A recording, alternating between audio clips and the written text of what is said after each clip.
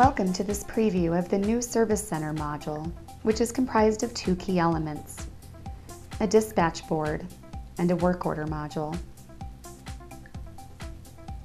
We will start with taking a look at the dispatch board component.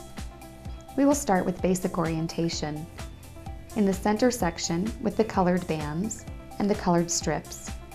This is the section where we actually see which work orders are being worked on, who is doing what. Basically, the dispatch board itself. On the left-hand side, we have a list of team members. This is a list of resources that we can schedule for. On the right-hand side, we have a queuing system. The queues will actually show for a given dispatcher or for a given queue the work orders that require scheduling. So it is like the inbox for the dispatcher. As the items are scheduled, when they no longer match the criteria for the queue, they will disappear. For example, if this queue were to show me all overdue work orders as I schedule the work orders, they will simply disappear from the list as each one is scheduled. We also have a calendar, which allows us to move to a particular date.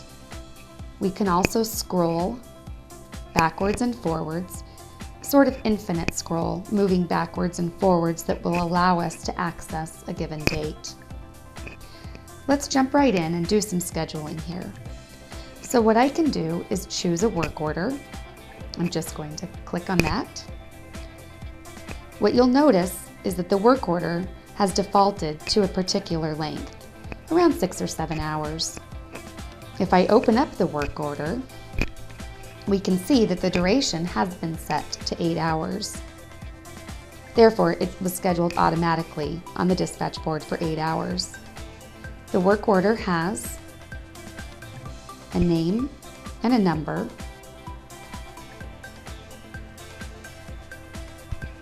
and it's also attached to a given site and can have a request in the promise date as well. Also, the type, for example, may be inspection, commissioning, and so on. This module is aimed at businesses who have service teams who are perhaps doing commissioning or inspection services, general contractors or product manufacturers who have teams doing installations of on-site work. Once I have this action scheduled, I can actually adjust it just by dragging and dropping the length of the action. I can also move that to another action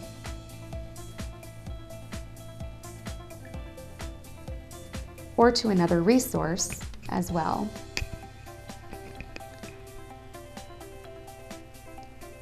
One of the other things that I can do here is actually from an all users list to a different team. I could look at a group of people, maybe the emergency repairs team, and schedule some work orders, like so. The list of teams is entirely configurable. That would be set up in configuration for a particular business. And the work order queues can have as many teams or as many queues as we like. Again, entirely configurable based on particular business. Also, if I just move back to another team for a moment, another thing to do here is that we have an interval chooser.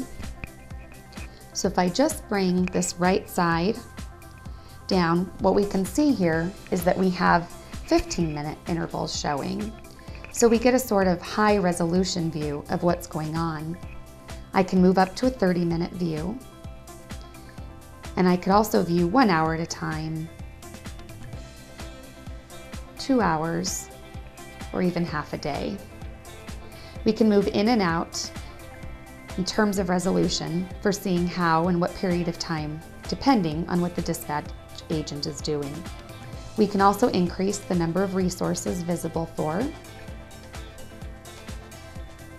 So we can see a lot of information on the same screen